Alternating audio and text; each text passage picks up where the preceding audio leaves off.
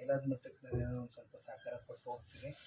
ಧೈರ್ಯವಾಗಿರಿ ಬಿಡಿ, ಆಯ್ತು ಅದೇನು ಮೀಡಿಯಮ್ ಮುಂದೆ ಬರುತ್ತೆ. ಆಮೇಲೆ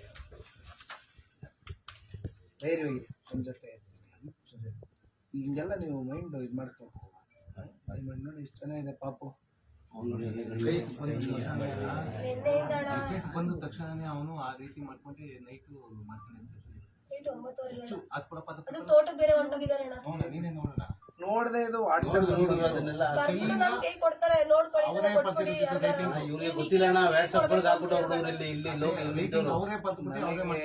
ನಮ್ ತಾಲೂಕ್ನಲ್ಲಿ ದೊಡ್ಡವರು ಕುಮಾರಣ್ಣ ಪಕ್ಷ ನಮ್ಮ ಮೇಲೆ ಪ್ರಾಣ ಇಟ್ಕೊಂಡ್ರು. ನಿಮ್ ಬಗ್ಗೆ ಗೊತ್ತಣ್ಣ ನನ್ಗೆ, ನಮ್ ತಾಲೂಕಿನ ಸೂಕ್ಷ್ಮತೆಗಳನ್ನ ಅರ್ಥ ಮಾಡ್ಕೊತೀನಿ.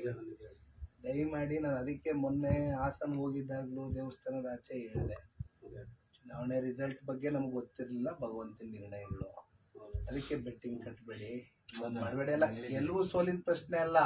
ಅದರಿಂದ ಯಾರು ದುಡ್ದೇನ್ ಮನೆಗಳು ಉದ್ಧಾರ ಆಗ್ಬೇಕಾಗಿಲ್ಲ, ಕಳ್ಕೊಂಡು ಬೀದಿಗೆ ಬರ್ಬೇಕಾಗಿಲ್ಲ. ಅದೇ ನನಗೆ ಬೇಸರ, ಇವೆಲ್ಲ ನನಗೆ ಬೇಜಾರ. ಮಕ್ಕಳು ನೋಡ್ದೇನೆ ಅವರು ಈ ತರ ಚೀಟಿ ಬಂದ್ಬಿಟ್ಟು